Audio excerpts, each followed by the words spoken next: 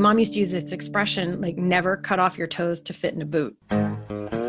Business is messy and unpredictable. Sometimes lonely. So lonely. So lonely. And inspiration can often come from really weird places. We pick up where the bullet point blogs and the highlight reels leave off. We start with the stories. So here's my story. I got an email from a former student of mine. She was in my public speaking class, and maybe a couple years ago, the semesters run together after a while. And she said, "Professor, I was hoping that I could talk to you. I could give you a call at some point whenever it's convenient for you." And so I said, "Sure, I gave her some times, and she said," she emailed me back and she said, "Thank you so much. It's nothing really urgent. I just wanted to talk to you for a minute." I said, "Sure." And I really assumed. I want to jot down the 3 or 4 ways I think this story might go, because Well, is this going to be an HR episode or? I don't know. I thought that she was basically like signing her first lease or buying a house or something contracty. Oh, for law. I'm like, what? She wants money from you? No. Oh, gotcha. Like law advice or something. I thought she probably, she was probably doing something either. What my memory was that she was like a business major starting a business. So, but I just assumed she was probably signing a contract and all that stuff. Fair enough. So we got on the phone, and she said, "Do you remember me?" I said, "Yes, of course I remember you." She said, "Do you remember what I talked about in class?" I said, "That one your speeches, you're going to have to refresh my recollection." So she gave me an example, and I said, "Yes." And I remembered exactly the speech and how she gave it and all that stuff. And I said, "Yeah, so what's up? Because your email, maybe I read it wrong, but your email sounded like you were upset." She goes, "Yeah. Do you think I think about things too much?" And I said, "What?" And she said, "Well, I mean, do you just think that I should, I think about things, but I should just not mention it, or I should not talk about what I'm thinking?" And I said to her, I'm not going to use her real name, so let's just say it's Lisa. I said, "Lisa, is somebody telling you that? Who put this? It sounds like somebody put this in your head." And she goes, "Yeah, I've just been, Unless she's that good at overthinking and she put it in her own head." Yeah. Sorry. But she said, "Some of my friends and then this guy I've been talking to, and I would give my opinion and whatever." And I just, he told me, "Well, you just think too much about things." And I hear that often enough. And I just wanted to know, do you think so? Okay. I'm like pulling my fighting gloves on here. First of all, go ahead. Finish. So what I was saying to her is, I was so appalled by this. Yeah. I mean, I have to tell you, to be honest with you, I have to tell you that I was kind of flattered that she would reach out and call me, because it was obviously... That was going to be my first comment. Like before I went into fight mode, I was going to say, let's not skip over the fact that when someone was having what might have been their first, crisis, identity crisis, sort of like questioning, that a past student reached out to you, which I think is really touching and really important. I thought it was great, but I was really irritated, if not angry, at the person who was telling her, basically, or people who call themselves her friends, stop being so much of you. Yeah.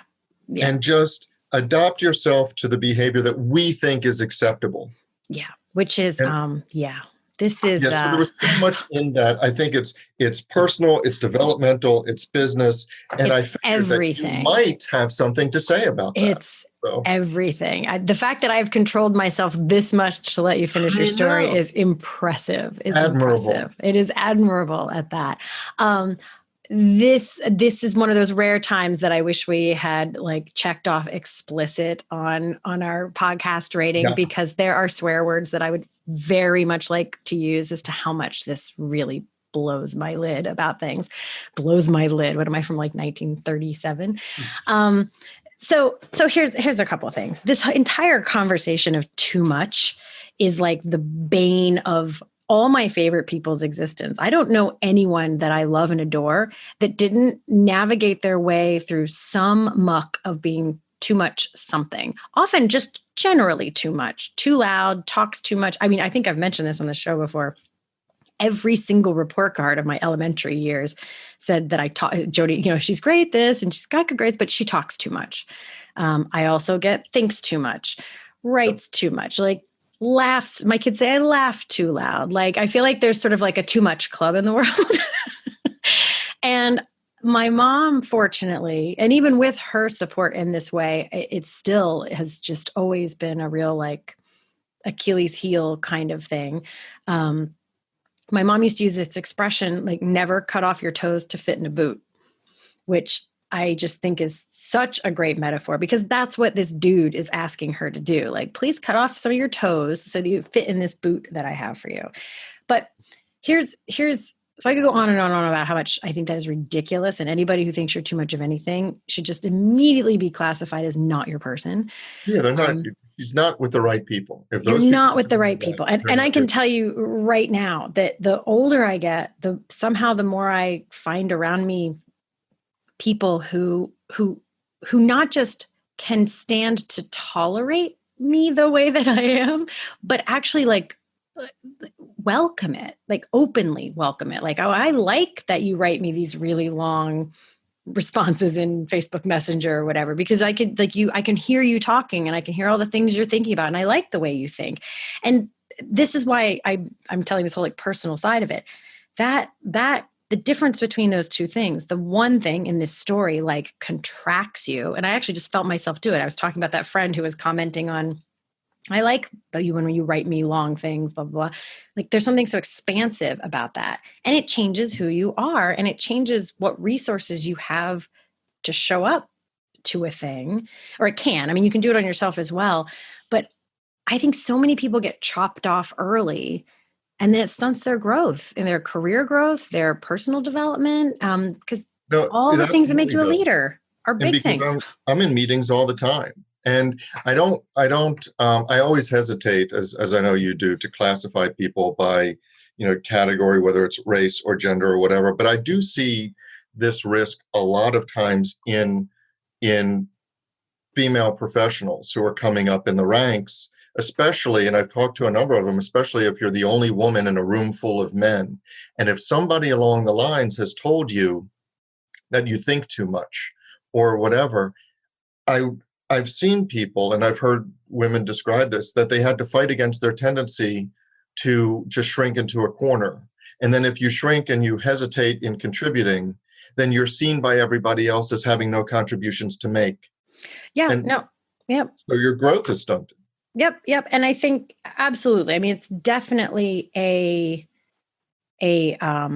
grew up in a long lineage of very loud women. So who interrupt each other all the time.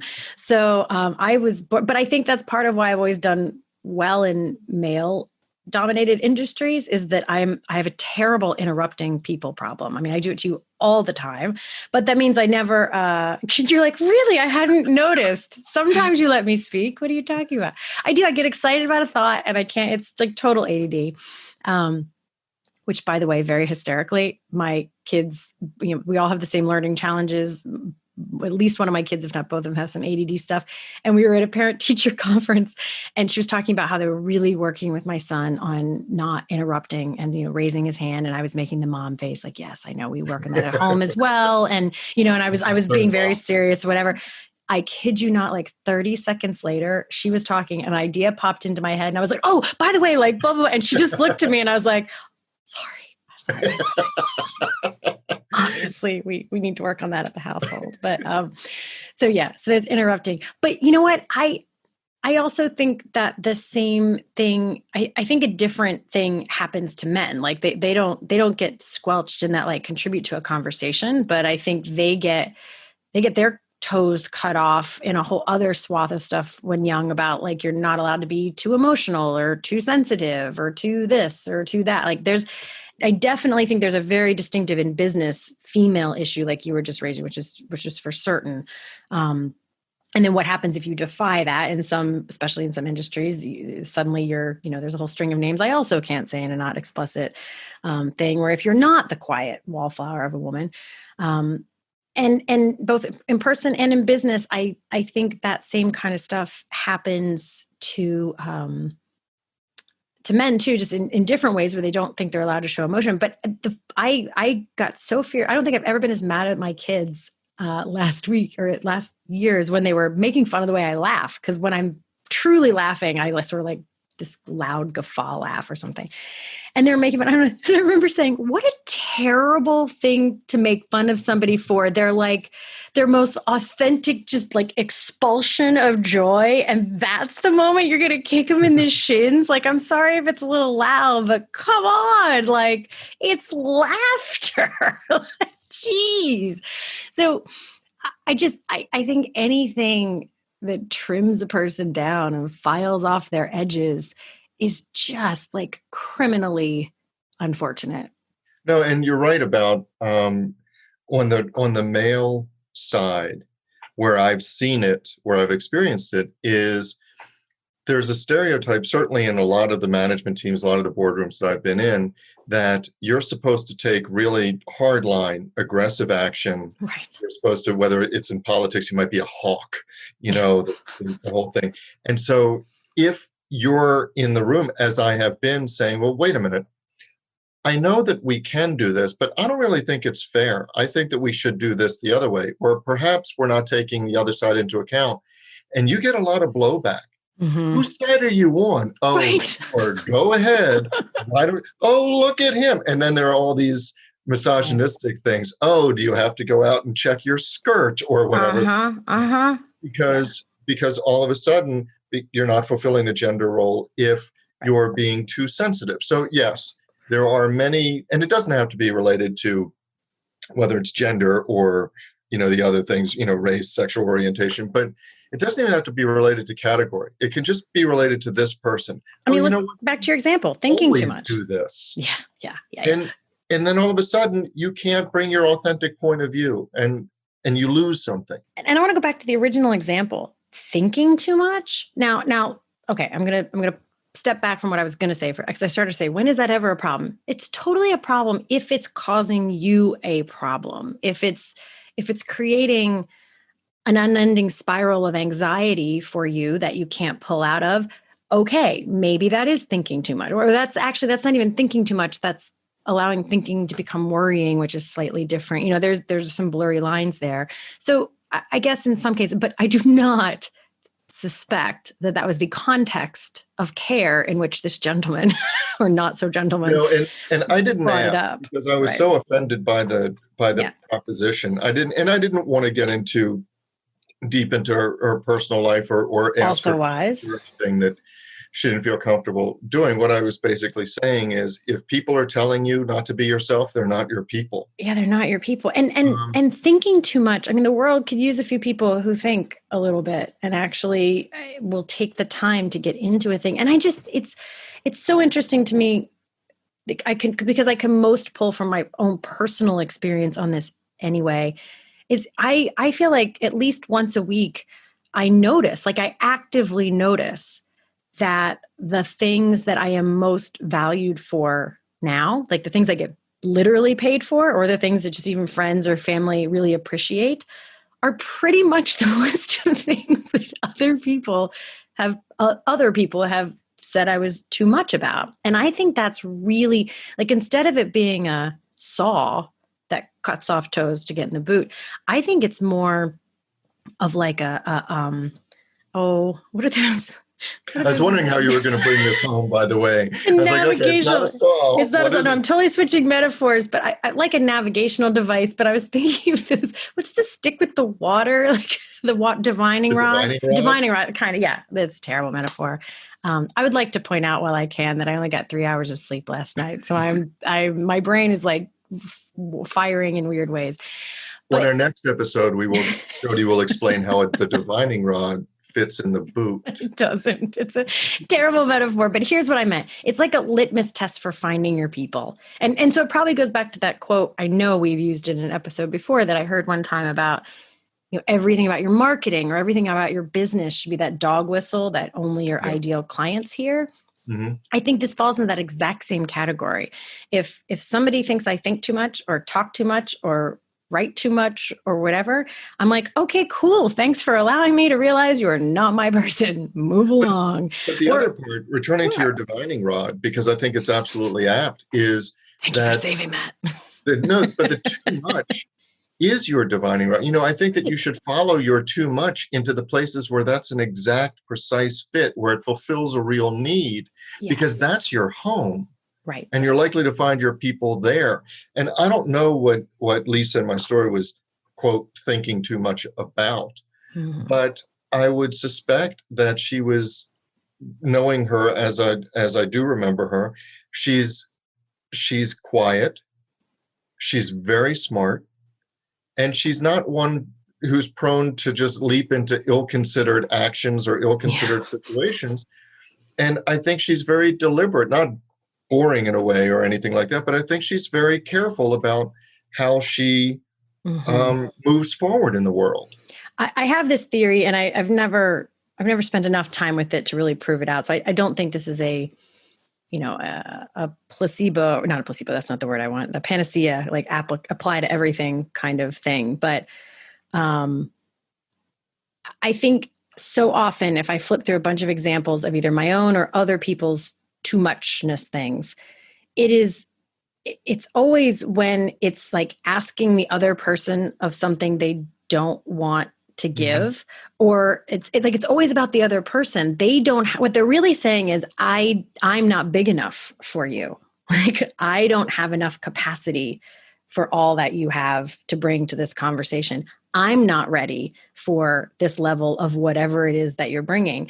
And that to me was a huge shift when I started to notice that kind of like, oh, you think too much, or you just, you always want to, someone said to me like, oh, you always just want to like make things as good as they can be. And I was like, yeah. Oh, okay. Like, was that an insult? Cause you said it in a really insulty tone. Like, that's a huge compliment. Like, so I think it's, if we stick with the boot metaphor for a moment, maybe what it is, instead of the saw, it's actually that goofy foot sizing thing. It says like, you need a boot like this, you need a bigger size boot than this. So I think it really says more about how good of a fit the people around you are than it does. It should never, ever be a classification of your value or worth or shape or size or texture or any of those things. But I do think that it could be a really useful tool in growing as an organization if you're actually on the lookout for somebody who is, quote unquote, too much in some respect for their current situation. Oh, yeah. Because that's a real opportunity for evolution. If you have somebody who is in a, the job equivalent of just putting on headlights on Fords on an assembly line, right? But you realize that they think too much, then it's not a criticism of them, but they're misaligned with the job and you're missing opportunities. Absolutely. Absolutely. I just was in a conversation a couple weeks ago with a team, and they keep having all these problems with this person. But then I sat in on a few meetings, and every single time, I saw it, and there are other things involved. So I know it's not this simple, but it was really hard for me to overlook this. This person has this like really strategic brain, and they keep chiming in with like, well, shouldn't we be thinking this way? And this company was really just they were upset because this person's not doing a good job of take tab B, stick in slot A, take tab B, stick in slot A. And they're like, we just need, before we can talk about, more you could be doing, we need you to do that well, which I've said myself, I subscribe to that. You got to do this part well. You got to be able to contribute where you are. So I believe that. But what a missed opportunity, because this person always brought so much value to these conversations, and it's just not even getting heard. So. Well, and I see that in my firm as well. I mean, I've worked on a number of really complicated and document-intensive cases with Lacey, and Lacey. And I have literally triple the amount of experience that she does. I've been doing this for 30 years. And so it was only when we developed just such a great working relationship, and she started to say more, not just do what she was assigned to do, but started saying, hey, have we thought about this? Or what about doing this? Or how about this other thing? And she was not shy in retiring to begin with, which is a great thing. But she became much more comfortable in saying, you know what, maybe we're thinking about this the wrong way. And that's become one of the best and most valuable parts of our collaboration. Yeah. Because she's going to think about things completely differently than I do. And just as often as I'm right, she's right. And it adds such a dimension. But our industry is such that that's not the typical way to go. You're supposed to be an associate and you're supposed to just stay in your lane. Well, that's the funny thing, though. I guess, it's possible you would have gotten that from her if you had acted this way in the beginning. But if you had spent her first few years with you, telling her she was too much of anything all the time, you would not have likely seen that Lacey who then extended, who would have even tried to stand even taller than she already was to try and left. Yeah. Or she just would have kept it to herself. She would have stayed and she would have been, small. 50% as effective as she is now. And that is the irony here, because I think what ends up happening is that, because I don't think anyone notices, I think 99% of people will hear this episode and totally agree with every word I said and you said, and never realize, like, they may be the person who's telling other people they're too much. I don't think anyone realizes they are the "you're too much" person, because they're just sort of expressing, they're like, oh my gosh, you're too loud, you're too this, you think too much.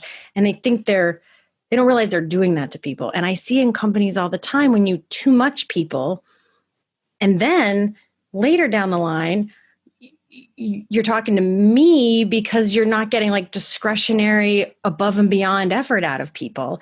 And after a few conversations, I'm like, oh, they got their fingers slapped back when they were like just trying to sort of stand up as tall as they are.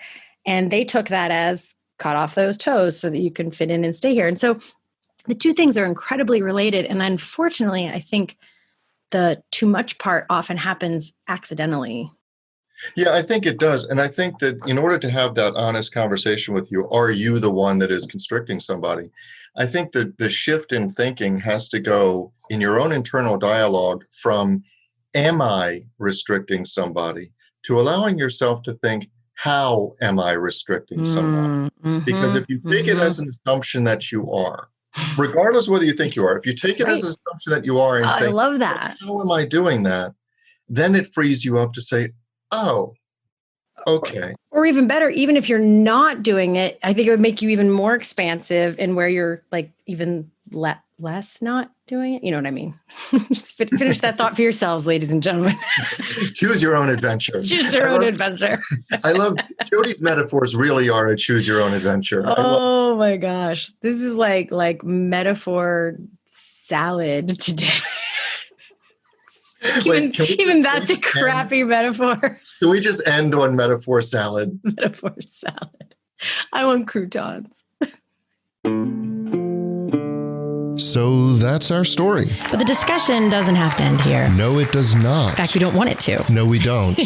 That is why we actually have our private Facebook group, which we started to make sure that we could get your comments, your rants, your thoughts, your stories. Your stories. You can find links to that group as well as show notes and links to subscribe via email and how to find us just about anywhere you can possibly find podcasts at sohere'smystory.com. And you can also find us on Facebook and Twitter at SHMS Podcast. And since we know it takes a village. Yes, it does.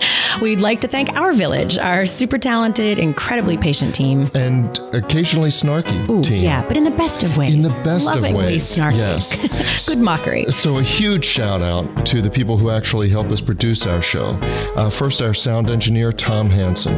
Thanks to Christy Schmier for our brilliant show notes and all the other fantastic writing she does for us. And to Taylor Mathauer for doing just a little bit of everything. Including wrangling us. Which is no small feat. No, it's not. This is Jodi Hume. And I'm Elliot Wagenheim. And you've been listening to So Here's My Story.